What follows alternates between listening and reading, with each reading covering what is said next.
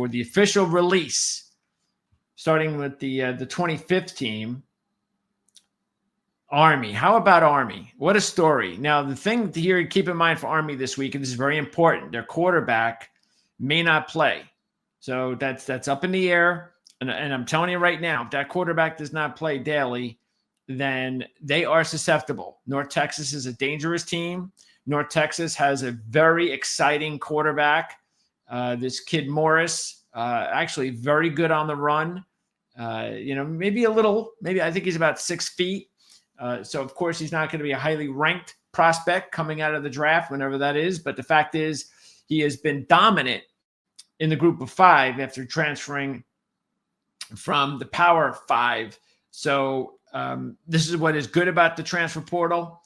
And the bottom line, though, is if Daly does not play in the game against Army and North Texas, then that North Texas team is going to have a shot at an upset. And Army and their hopes of representing the group of 5 is going to go up in flames, because Army's only shot, the group of 5, is to go undefeated. And they do have Notre Dame coming up next week, or the next matchup for Army is going to be Notre Dame. And if they can get into that one undefeated, that could be something. But we thought that was going to be the case with Navy. All right, let's move on. 25. At number 25, the only team in the country that hasn't trailed for 1 second, the Black Knights of the Hudson. Army, led by Jeff Monken, Bryson Daly, hoping he'll be back soon. Their quarterback, they are 8-0 and number 25. Just ahead of the Cadets at number 24. A little bit of a surprise. Missouri hasn't looked great here so far. And people have been beating up the AP for having Missouri in. Missouri beat Vanderbilt, who has some pretty good wins on. Imagine that. Vanderbilt's a good game. I mean, a good win. But, I mean, come on. Vanderbilt's awesome. I have them in my poll. I'm the only one that I represented Vanderbilt in the Ourlads poll this week. I was the only one that did. Look, with Missouri, it's going to be about Brady Cook and if he plays or not. That's it. And if he doesn't, they're in trouble. And even if he does play, if he looks anything like he looked against Alabama, they're in trouble. So I think Oklahoma might be a pretty good play on their resume. So while I don't think Missouri's playing or trending in the right direction, it's understandable if they start at 6-2 with a decent win in the top 25. At number 23, just ahead of Eli Drinkwitz's Tigers. Speaking of teams trending in the wrong direction after Saturday night. Clemson, Dabo Swinney have problems at the poll today. His son, with the same first name, had already voted, and have a conference right now. They Washington can't get State's an a nice automatic little bid story, into the playoff. In order to get into more the field, Pac-12, Washington will have to move into at least the top 12, maybe the top 11, depending on where that 5th conference champion is ranked at the end. But Wazoo with a great place at number 21. How about Colorado? 6-2, huge game coming up against Texas. Travis Hunter, he's going to be one of the great topics of the 2025 draft. And we conducted a video a couple of weeks ago with our top 2 scouts here at Ourlads, Dave Syvertson and John Cooper. So check that video out.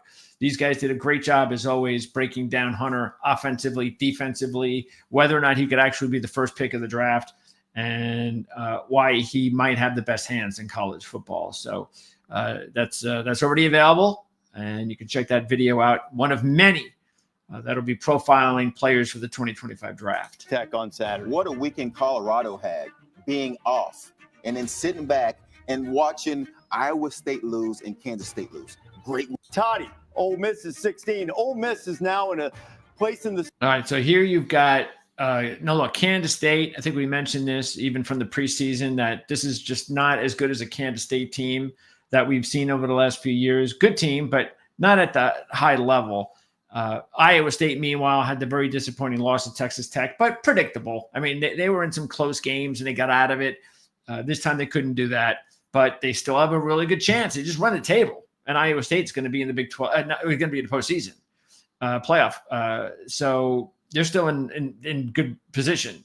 Pitt, I guess we saw they were a little bit of a phony, but still a great story. I mean, come on. Did anybody think Pitt was taken seriously as a playoff team? Look, they're still in it, but this is about the future of Pitt. The kid Holstein, the Alabama recruit's done a tremendous job. Desmond Reed is a spectacular young kid that we're going to talk a lot about for the draft when he comes out.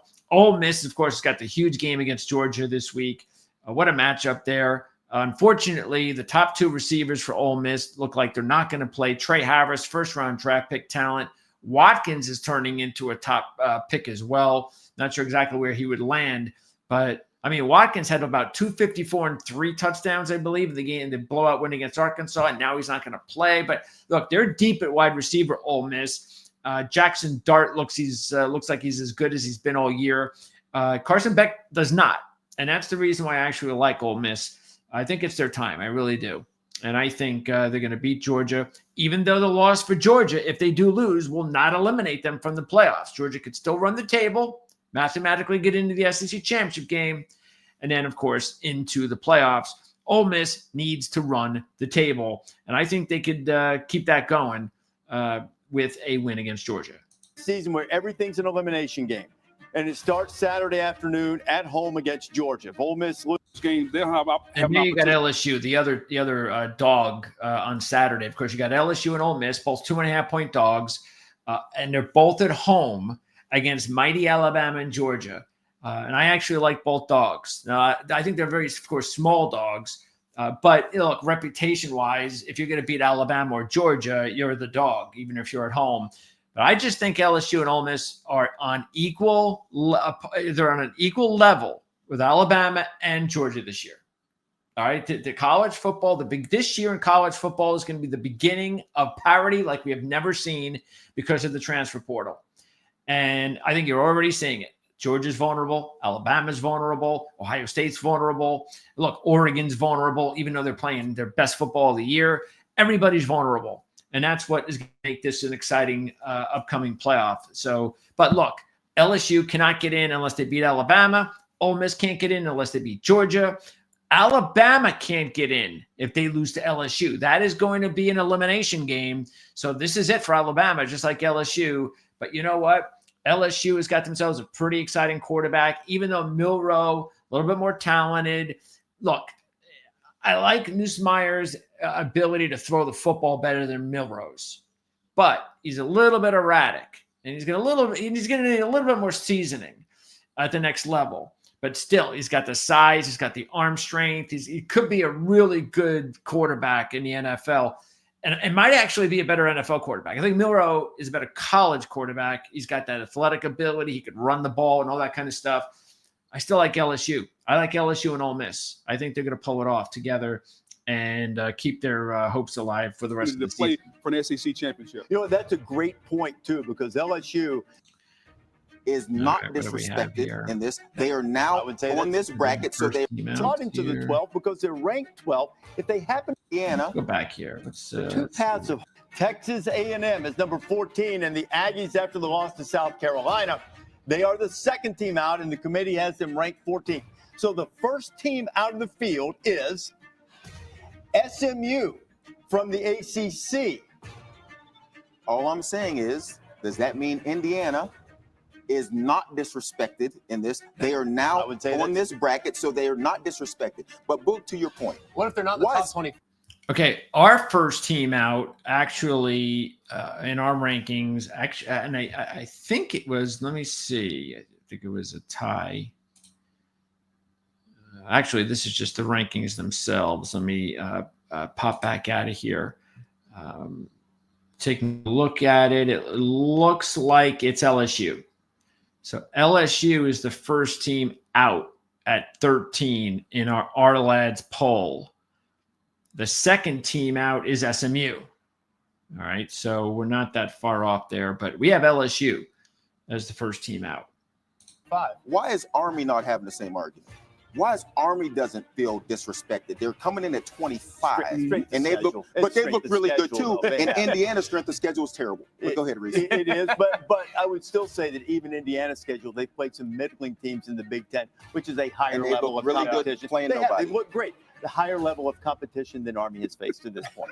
I don't like Let's get now, this is really important, guys, because the selection committee has Boise State ranked 12th. This would make Boise State, if they project and win the Mountain West, the 5th highest ranked conference champion. Now, they slot into the 12th because they're ranked 12. If they happen to get ranked higher by the end, then they will be seeded higher. But for the moment, they are seeded 12th. Who's seeded 11th? Who is number 11 in the rankings? Alabama. elimination game for the Crimson Tide. One would think already 2 conference losses against LSU Saturday night. Now, number 10. The Fighting Irish of Notre Dame. Now, I brought up in the open one of the more confounding cases because Notre Dame had the great win at A&M. They also had the worst loss on the board, losing at home to Northern Illinois. They have a win against Navy, which is a good win, even though Navy just dropped another one this weekend. And they have Army coming up, the team I just mentioned, being disrespected. Yeah, Notre Dame is interesting because they're a very good defensive team, but unfortunately, they lost one of the top cornerbacks. The kid Morrison's out for the year. It's a terrible blow. Because Notre Dame, look, they don't have enough weapons on offense. You know, Love's a nice running back. Leonard also can run the ball. He's okay throwing the ball. He's not a pro prospect or anything like that. But Notre Dame is just trying to play physical, defensive football. They want to run the ball, kind of like old school football. That's what Notre Dame wants to do. And that's what got them in trouble, by the way, against Northern Illinois. Yeah, they beat Texas A&M. That was first beginning of the season.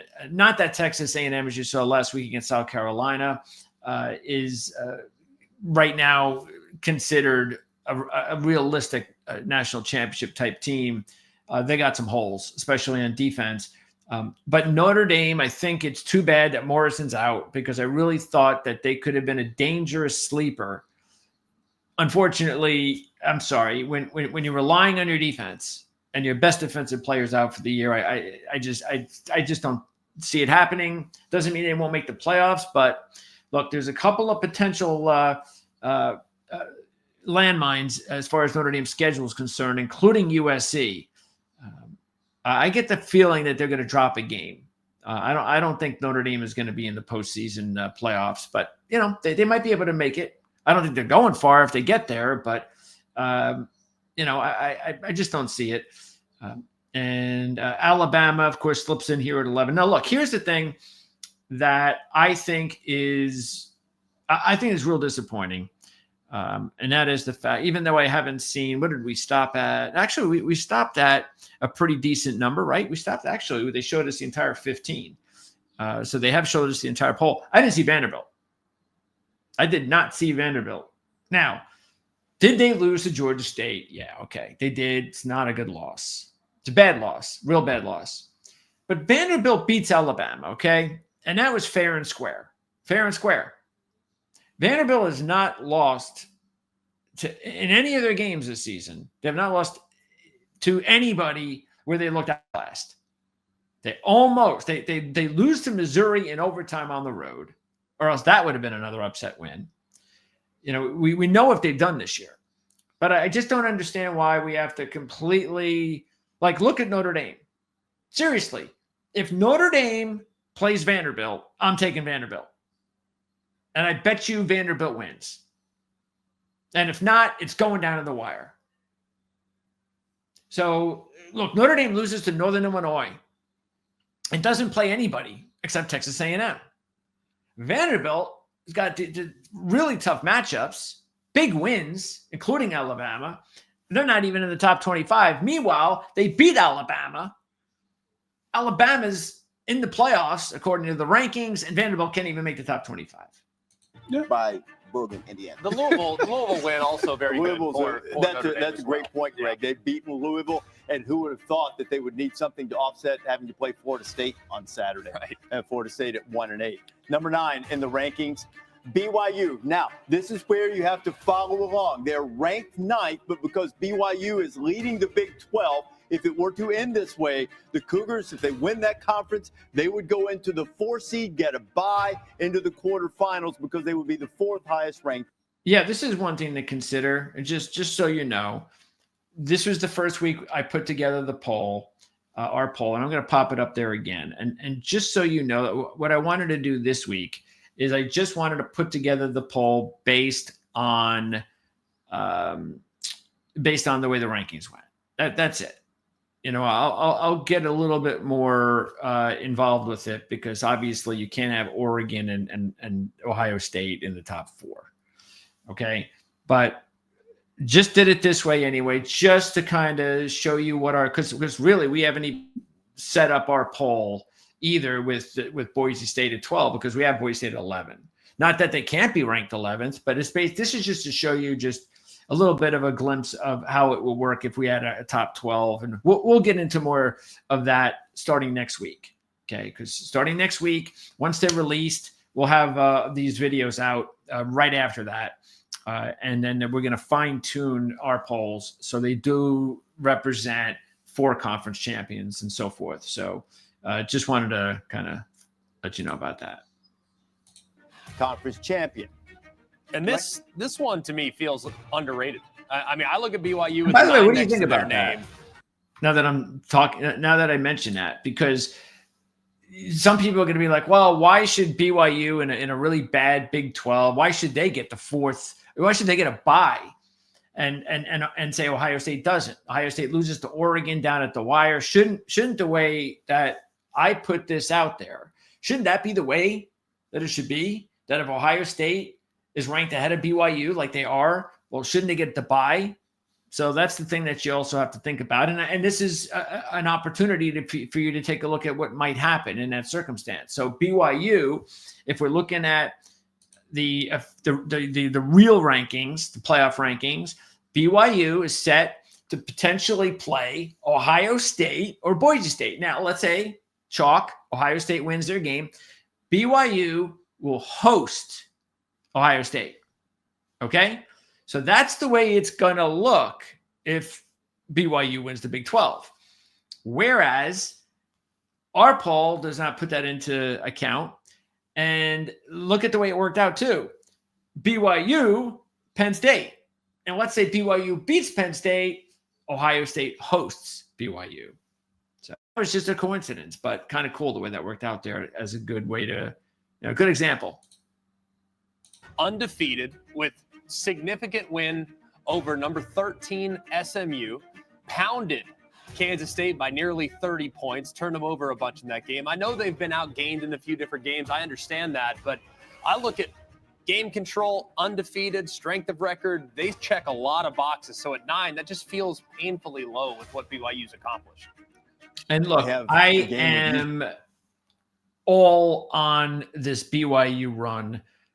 Talked about it several times already this year. We had Jake Hatch on, who covers the team for Locked On Cougars podcast. That's still available if you want to check out the interview we did a couple of weeks ago. There are some really talented players on this roster, defensively, offensively. I mean, the running back, LJ Martin, is going to be a good pro. So he's the best of the bunch, talent-wise, prospect-wise, on the Cougars. What I really like about BYU's chances, and the reason why right now I do think BYU is going to end up in the playoffs, and I do believe that they're going to end up with a bye because they're going to win the Big 12 championship. That's what I think is going to happen right now. Not saying it's going to be easy, because what happens if you eventually lose at some point? I mean, they do have the Holy War coming up tomorrow night. I do like BYU in that spot because Utah's offense has just been dreadful. Now, this is a rivalry game. Anything can happen in a rivalry game. Utah's dominated the rivalry game, but at least BYU came in, snapped the long losing streak they had against Utah the last time these two teams played. Now they're playing as conference rivals for the first time. They've both had a bye week to prepare. Look, BYU is going to be up for this game just as much as Utah because they don't call it the Holy War for nothing. Fact is, BYU is just more talented at more key spots, both offensively and defensively. And when you go into a matchup with Kyle Willingham and can say, you know what, we're not overmatched on the sideline, that's rare. And BYU's not.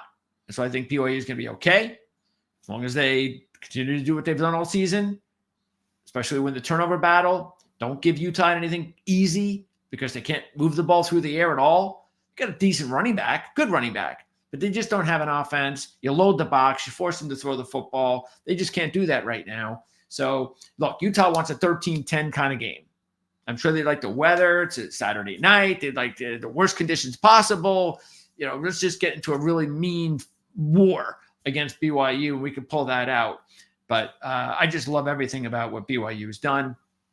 And even if they were to lose in this game, I still like BYU to represent the Big 12 when it's all said and done. The only thing, though, is, like we saw with Navy, what happens if BYU, what happens if or when they lose that first game? How do they react? Same thing that we're going to find out with Iowa State.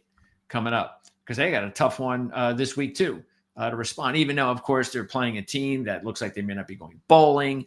But anytime you got to play Leipold on the road, especially a Kansas team that needs to win out to go to a bowl, it's not going to be an easy one for the Cougars. Utah coming up this weekend on the road, the rivalry game, and ranked just ahead of BYU, the Indiana Hoosiers. Now ranked 8th, but because BYU pushes everybody down a slot, that would give Indiana a road game to start the playoff at seeded 9th.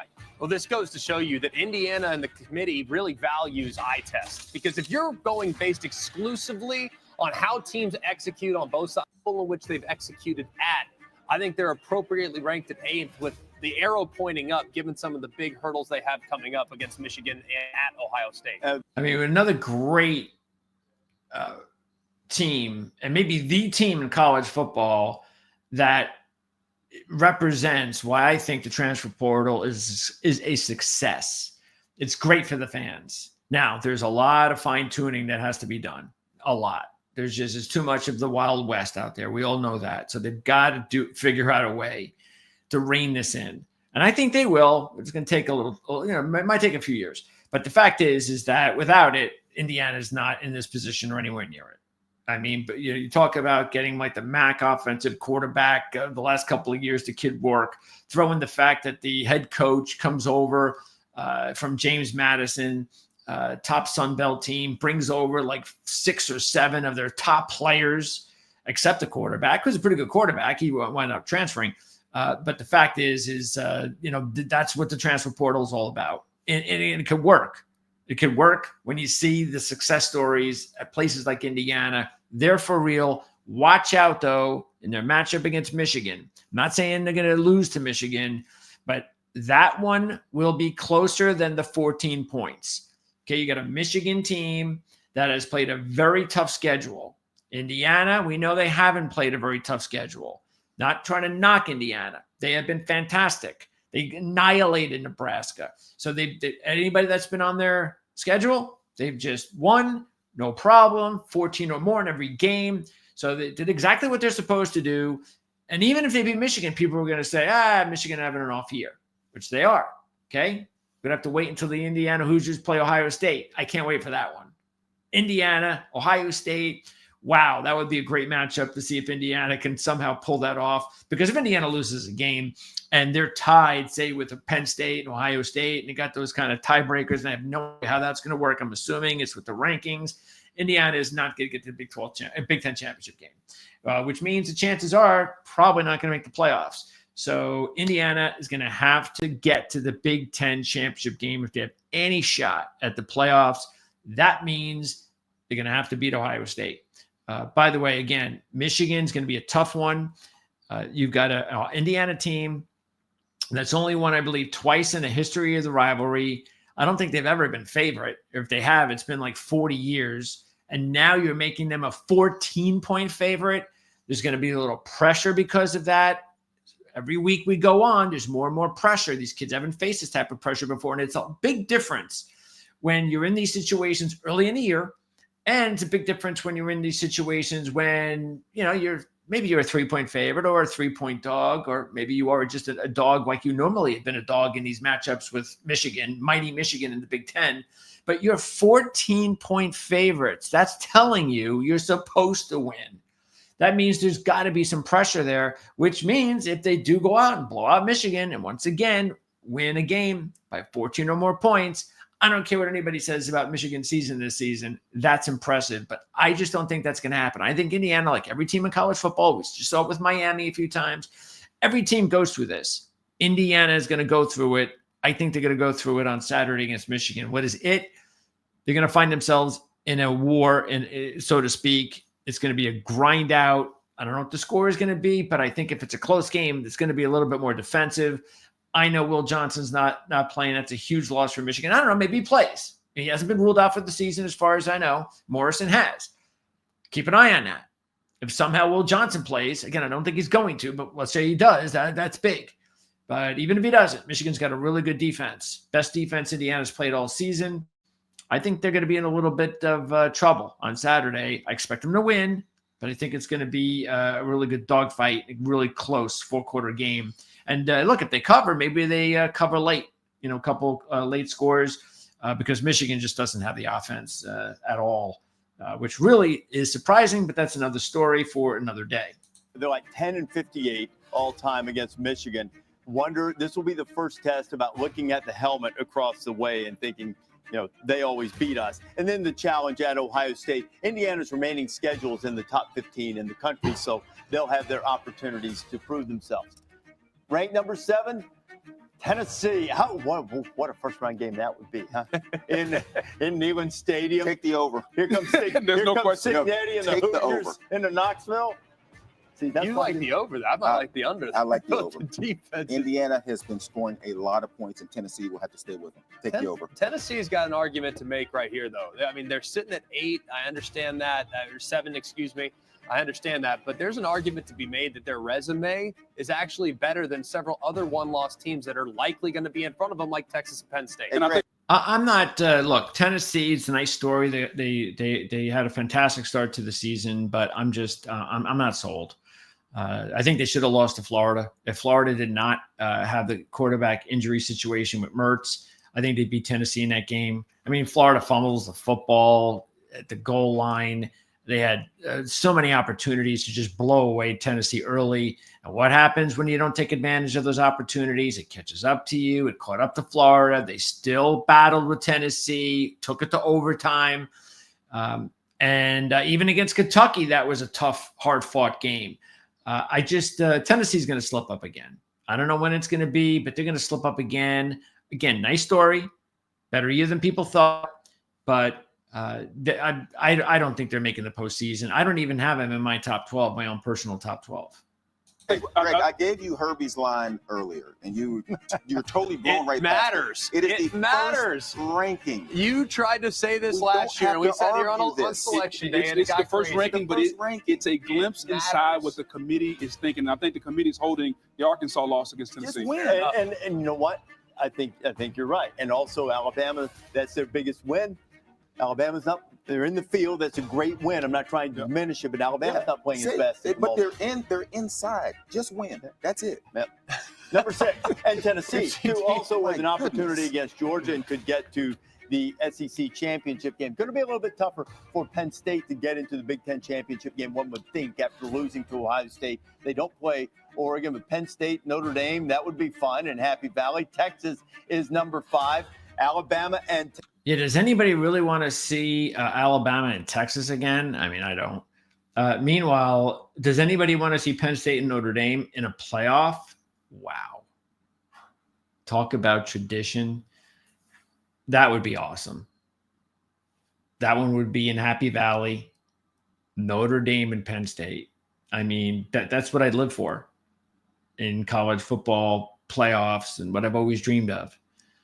It would be awesome.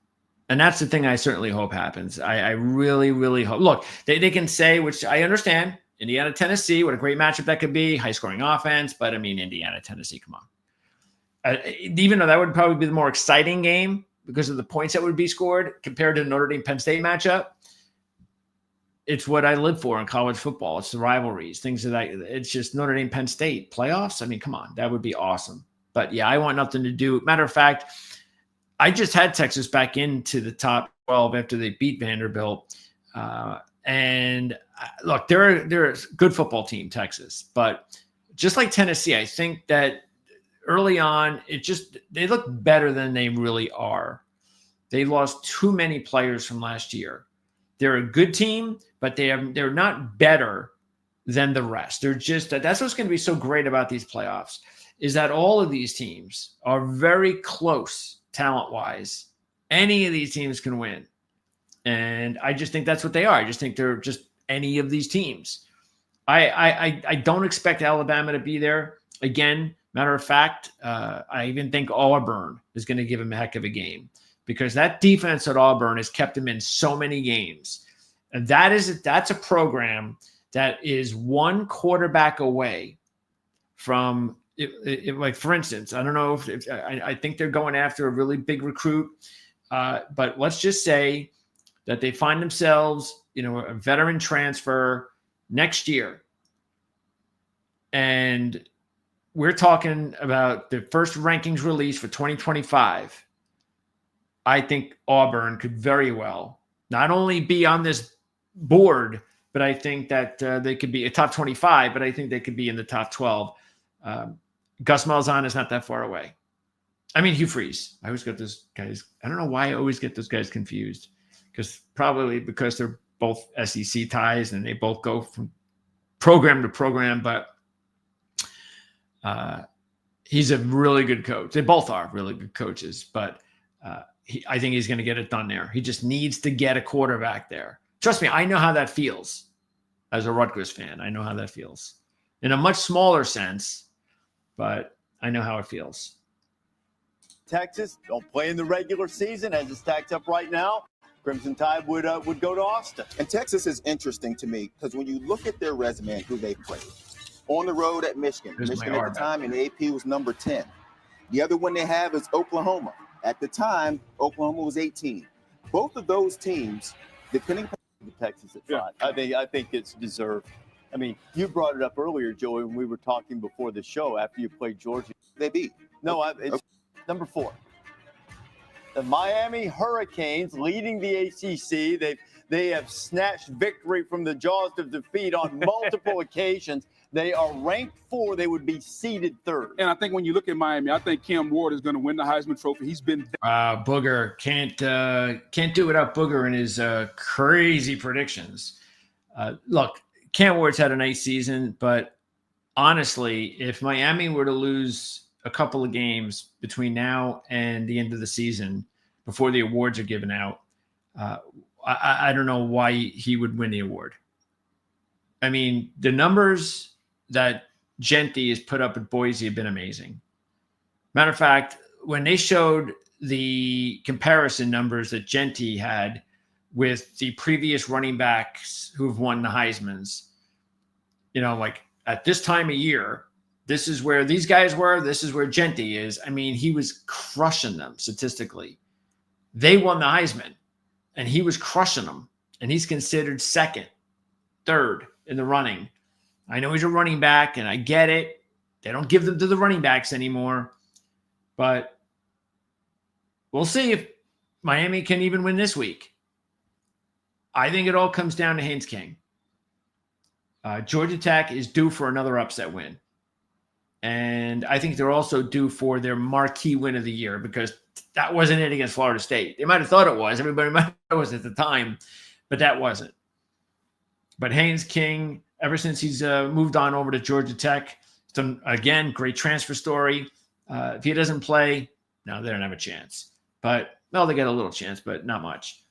But if Haynes King is out there, and I think he's going to play, I think Georgia Tech is primed for the upset.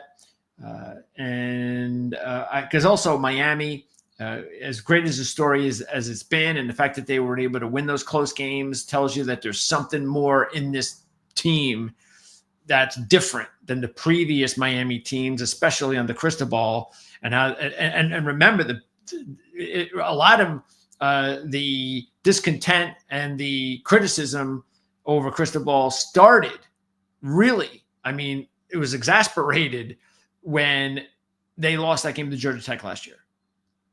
It was just, it was a really bad look for Cristobal, how he handled the clock management in that game, even though what Georgia Tech did was just, by the numbers, it was like, it just doesn't happen. But still, sometimes it does. And that's why it was just a bad loss. Miami fans don't need me to remind them. They know very well what happened last year against Georgia Tech. And that could be a big advantage for Miami, psychologically, because they're not going to be looking at this team thinking, especially if Haynes King is under center, thinking, oh, we're going to walk over the park with this team, because they remember what happened last year. And that will give them maybe the motivation they need to avoid an upset. That good throughout this college football season, but he has to be. And by the way, I think they are a national championship contender. Truly, I do. I think they are just as capable. Just in my mind, I know some people, Georgia and Ohio State and Miami, they are capable of beating those teams talent-wise. And I'll tell you right off the bat, just those two teams we just talked about, what's the difference? Of course, they've got Ward. Okay. Beck is not playing anywhere near the level that people thought he was going to play at for Georgia. Howard's a nice quarterback, but I mean, he's just not a big-time quarterback. He's not a passing first guy. You know, he's a really good college quarterback. You know, he was perfect for the Kansas State system. Now you've got to elevate yourself to Ohio State. And it's a little different. They're used to C.J. Stroud throwing the football, those types of quarterbacks, and that's just not Howard. So vulnerable. Because he's got to make up for some of the deficiencies on this team. Defensively, I still have questions about them. Running the football, can they do it consistently? But Cam Ward covers up for a multitude of sins for that team. And I would not want to face him because he's been the best quarterback in the country at making plays down the stretch for his team. How about last year? I think they were 1-4 in one possession game. Yes. This year they've won 3 of them. And Duke Saturday wasn't a one possession game, but it was a 1-point game in the fourth quarter before. Right. At a certain point. But yeah, before. Two Big Ten teams. Georgia would be seeded second as the leaders in the SEC if they wind up there and ultimately win the conference. Big game at Ole Miss. Big game coming at home against Tennessee after that. And then the top 2 teams, it's pretty easy. Ohio State is number 2. They would host Boise State to start. Again, this is worth pointing out. Ohio State ranked number 2, but because they would not be a conference champion in this projection, can't be seeded. So there you go. Again, based on the way I released our poll this week, it would be the opposite of what you're seeing here. You're seeing Ohio State, BYU in the same bracket, basically. So instead of Ohio State getting the bye and then getting a home game, they're going to play an extra game. And then if they win that game, they have to travel to Provo to take on BYU, as opposed to being at home in Columbus against the Cougars. So, and then seeing you got Georgia down there, and of course Oregon. Now look, what about number 1, Oregon, and who they would have to play?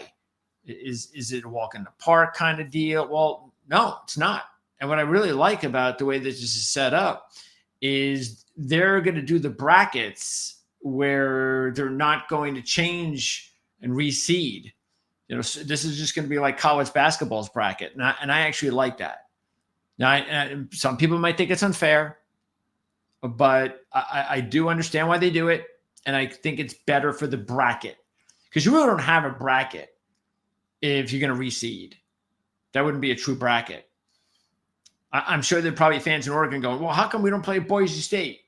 Like I said, Boise State upset Ohio State. How come we don't get Boise State? They're 12th. We're first. But that's the way the brackets work. That's how it works sometimes when you're making runs in the college basketball tournament. And that's why I like it the way that it is here. So they would play Indiana, Tennessee, which again tells you, though, that at least if you look at it, they are playing, 2 of the lower ranked seeded teams. It's still towards the bottom, 8, 9, 10, 11, 12. It's still towards the bottom. So, and who's to say Boise State? I think once you talk about 8, 9, 10, 11, 12, the difference between Tennessee, Indiana, and Boise is just, there's just not much difference. I'm sure Oregon's probably saying, well, we got to play, let's just say Tennessee wins. Well, we got to play Tennessee. That's our first round game. We got Tennessee. Come on. How do we benefit from that? But you're not going to play anybody easy. This isn't the basketball bracket. There are no easy wins. Okay, so now let's see what they talked about on CBS. Let's see. Where did we get CBS? Where's CBS? Do you look from CBS? Here it is. No, I got it wrong there. Let me get the CBS one in up here. In place. There it is. Let's see here. Richard Johnson, Brad Crawford. Richard, I'll go your way first. What jumps out to you first here when you look at the bracket? That Penn State-Notre Dame game. That Penn State-Notre Dame game is two teams that are destined to lose a first-round college football playoff game with how they've played the last few years. They are thankful that the field is 12 teams so that they can actually get in. Lord I have no idea what he's talking about. knows that Penn State team is thankful that it is a 12-team field so that they can make it in the dance. But that matchup is so key for me. That is going to define the tenures of a James Franklin and a Marcus Freeman if it happens. I know we got a lot of football left, but if it were to happen that way, I'm fascinated with the narratives coming out of that game. Yeah, as soon as he started talking about Penn State and Notre Dame, I thought he was going to talk about it the way that I did. You know, the history of the programs, and he talked about none of that. I don't know what I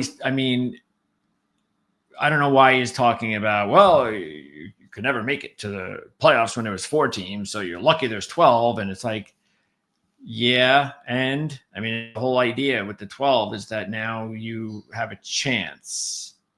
So I'm not sure about that analysis. Yeah, these are the same 12 teams, actually, that we had in our final CBS Sports playoff projection Monday morning. 4 from the SEC, 4 from the Big Ten. You've got 1 Big 12 representative in BYU. You've got 1 from the ACC, Miami. There's no SMU there. And then you've got Notre Dame and the G5 winner, Boise State. That Boise State at Ohio State first-round game, man, sign me up. Possible Heisman winner, Ashton Jeanty going up against one of the best, most talented defenses in college football. You know Jim Knowles, man, the Buckeyes defensive coordinator, does not want to face Ashton Jeanty in the first round. The 5 seed's the one you want to get, but I don't know if you want to get that playing Boise State in the first round. Man, what if Boise State shocks the world in that opener? What if they beat Ohio State somehow, some way? What if, by some miracle, they beat Ohio State? Well, and then they play BYU. And I guess it's because it's BYU, then it's just a walkover. But then if they're just 60 minutes away. I mean, it's like if. It's like, yeah, I mean, that's what every team's dealing with. If. And what is this miraculous miracle? If they shock the world, I mean, nobody's shocking the world. If Boise State and Ohio State play, there is no shocking the world. Okay, there just isn't. If Boise State, who's already proven that they can hang with Oregon, the same type of situation that Ohio State had with Oregon, they hung with Oregon just like Boise State did. Would it be a surprise? Yes. Would they be shocking the world? No. They would not be shocking the world. And this is the early projections anyway, so come on. You want to talk about seriously about how this might work out? Let's just wait until we get there. So perhaps Oregon they're going to be rested waiting for whoever comes out of Indiana and Tennessee. But Ohio State could be gassed when you think about playing the Big Ten title game and then a first round match. I mean, they're breaking down this like it's set. Like, this is it. This is the official 2024 bracket preview show. We know what the brackets look like, sort of like what we all look and wait for in March. We get that bracket show on CBS, and then we move on over to ESPN, and they just go dive through the brackets, and they give their predictions, and everybody's got to fill out their brackets and all kind of stuff. It's like what they're doing right now. Guys, we've got weeks. I should say months. We still got a couple of months almost a couple of months before we know what the brackets are going to really look like. So stop. I don't know what they're doing here. I have no idea why they're doing it this way. You're spending way too much time and effort into breaking down possible matchups when this is not even a set bracket. It's Boise State, who's looking for an upset. I mean, that's what we have to start thinking about now in this new era of college football, because we weren't talking about stuff like that. This happens in college basketball in the big dance, where a 1 seed, they'll get through the first round, but then they get in second or third round. It's like it's anybody's game at this point. And there's also a chance that we see Ohio State, Oregon 3 times this season. We saw it back at Allison Stadium, 1-point loss for Ohio State. We might see it in Indianapolis here in a couple of weeks in the Big Ten championship game, and then maybe a semifinal scenario with the winner going to the finale. Man, that would be crazy because these are two of the most talented, best teams on paper in college football. But this is going to be real interesting to find out exactly how it would work.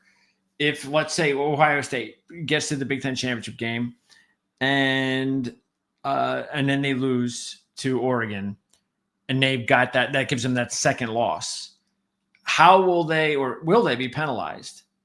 Or because will there be a one-loss team from, I don't know, one of these other conferences?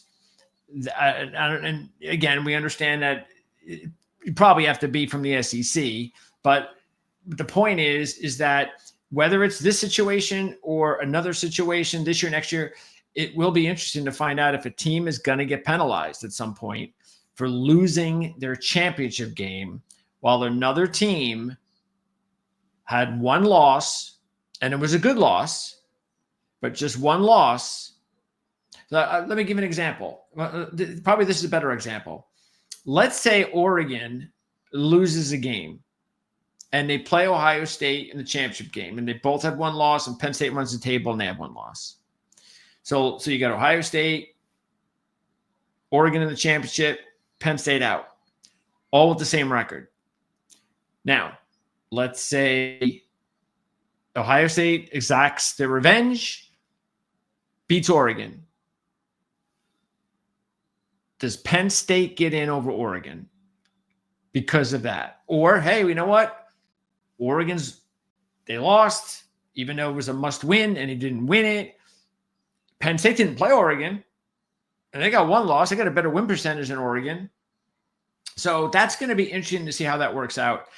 I'm going to guess that I'll say this. I think the only time it doesn't work out, it'll probably benefit an SEC team. I don't think it's ever going to benefit a team outside the SEC. They're always going to give the benefit of the doubt to an SEC team, especially. And look, I think now more than ever, I get it. I'd be more apt to say, yes, you know what, you're right. I mean, because look at these teams. I mean, the murderers row each week and they can go 6-7 deep, and a couple of teams are not going to make it that are very capable of being in there. So there's going to be that third team in the SEC every year that does not get to the SEC championship game, or even the fourth team, maybe even the fifth team is going to sit there and go, how on earth did we not get into the playoffs? That team got in. Yeah, they made it to the championship game, but come on. I mean, look at our schedule. Look at the teams we've played. Look how talented we are compared to that team. Why aren't we in? So, but that's okay. And I'm okay. I think it's fun to talk about. I think that's going to be something that we all knew we'd have to talk about because we talk about it in college basketball. We've talked about it in college football with the 4, 5, 6 teams and all that kind of stuff. But that's it. The line is drawn there regarding any controversy, because if you are the 13th team that doesn't get invited to a 12-team playoff after we've had 4 forever, you have nothing to complain about. Okay, you can state your case, and your fans are going to be with you, and you're going to have some backers. But the fact is if you can't get in to a 12-team playoff, you're just not going to have. I mean, who are you going to cry to? Considering 4 teams have made it forever. Let's see what the ESPN guys had to say. Let's slip these guys in. Where are they? I think the fact that schools that probably haven't accomplished anything this year, Molly, have been rewarded so handsomely. And I know I'll upset all the folks in Bloomington, but I'm still not sure what Indiana has done. They've beaten some very mediocre non-conference teams. They've blown out a couple of other ones. And also Penn State, which has done absolutely nothing this year. Their best wins are over Illinois and a 5-loss Lincoln Riley Southern Cal. What a surprise. Mr. Feinbaum is ripping the Big Ten. Unreal. Look, can't you just Indiana, man. This is Indiana. Imagine you're like an Indiana fan and you love ESPN and you love, and all these years you turn on ESPN and maybe these are the guys you watch and you're never part of the discussion. And then finally, you've got something to be excited about and you've got an exciting team and it's a lot of fun and it's been a great season. You turn it on, you're thinking, hey, they're finally going to talk about it. I've been watching my favorite broadcasters, my favorite college football guys, and they're finally going to talk about my team. And then this is how they do it. Team, we'll say that for another day. But I also want to caution everyone, just like you hear up and down the dial and other things. It's very early. A lot of these schools are going to take care of themselves. Yep. So I'm not going to go mad dog here and start screaming about the first reveal because we're still 5 weeks away. See? Well, I generally agree with you there, Paulie. They overrated the Big Ten. Ohio State's not the second best team in the country. Georgia is. Indiana's played the best rated team they've played so far in their Mad Dog, I guess we're going to find out if Georgia's the second ranked team on Saturday. I don't think they are, obviously. I don't think they're going to win on Saturday. If they do, you're right. Matter of fact, if they beat Ole Miss, I'm right there with them. Okay, I'm like, hey, you know what? Yeah, Georgia's they're just winning. Even though if they win ugly this year, they just prove that how good they are, how well coached they are, and they're gonna find ways. And I'll be right there with them. But I'm sorry, Mad Dog. I just think you've got this idea that this is 2023 and earlier. It's just not. This is not the same Georgia team. I mean, this is a team that came this close to losing to Kentucky. They actually struggled to beat Florida with a, what was it, third string quarterback who had no right playing in a game of that magnitude. No right. I mean, I'm sorry. I know it's third string, but that's the best you can do at the Florida. With the Florida program, the third string quarterback, come on. I mean, they were so outmatched when they had to go to their number 3 guy, and yet it was a game in the fourth quarter. This is not the same Georgia football team from years ago or even just last year. Everybody remembers how Georgia ended the season and ripped the crap out of Florida State. Beck's back, and you watch, Georgia's going to steamroll. And they are not the same team. They're just like everybody else. Unbeaten streak is 35th in the country. I mean, they have, come on, that's ridiculous. And Penn State only drops to 6 when they can't beat anybody. I don't understand that either. Penn State, they're not that good. And I'll throw one other thing out there. Why is Miami 4th? What is out of the ACC? Why is Miami? They almost lost to California, for crying out loud. They blew it. They had to come from 18 down in the fourth quarter.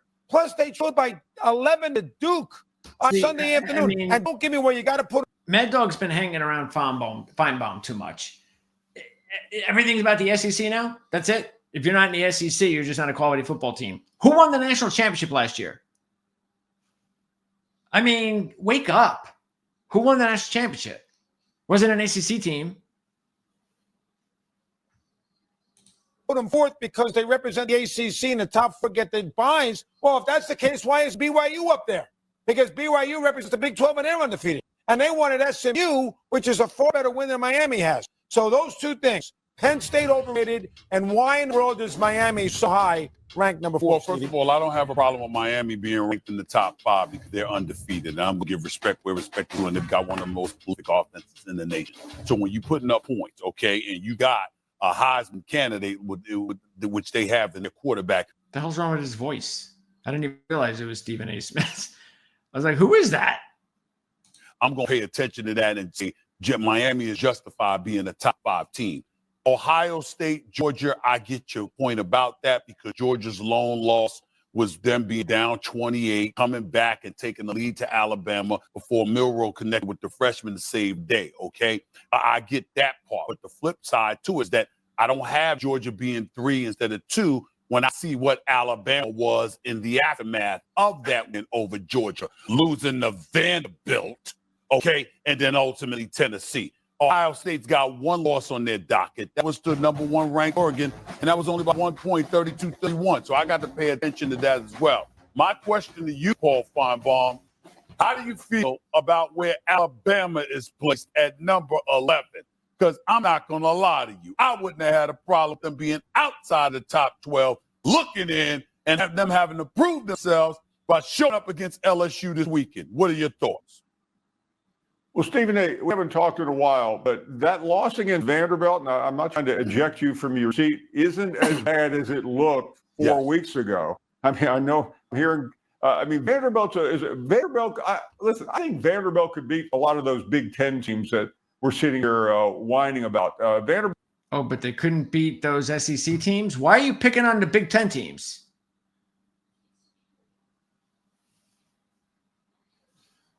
I mean, why not say they could beat Georgia? Because they could. I mean, Georgia just barely got by Kentucky and Florida. You think Vanderbilt can't beat Georgia? But went down to Auburn last weekend and won. They have been impressive.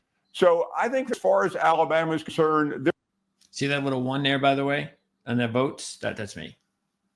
They're about where they ought to be, but it really doesn't matter where they are because if they win Saturday night, they have a straight shot in the playoffs. And I know how down you are, but you can feel however you want, but I don't think they're in bad shape here.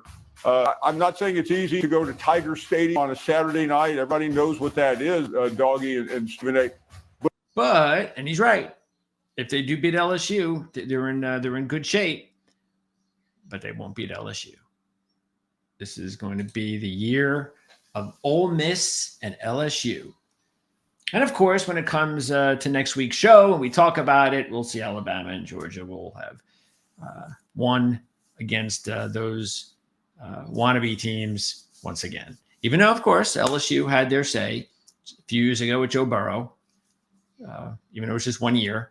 But it's a great rivalry. It really is. LSU has held their own. And I just think LSU right now is every bit as talented as Alabama. And I think they can get the job done. Again, winner take all, basically, or losers done.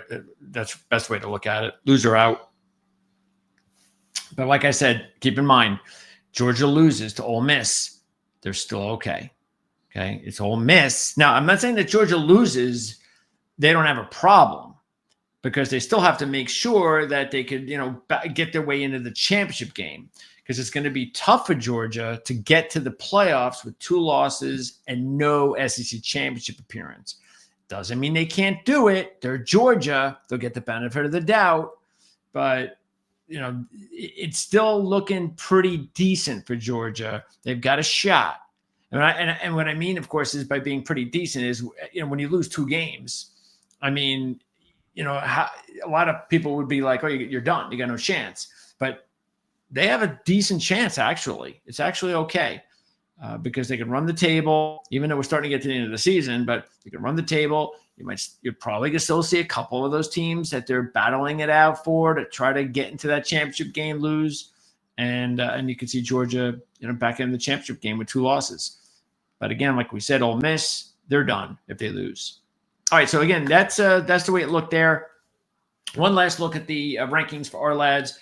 Let us know what you think about the polls. Again, I'm going to go ahead and make sure starting next week, we are going to make our rankings representative of the way the rankings are now. But like I said, I thought it would be interesting to put them out this way. And I thought it was an interesting take. So thanks for tuning in. Hope you enjoyed it. And we'll do it again next time.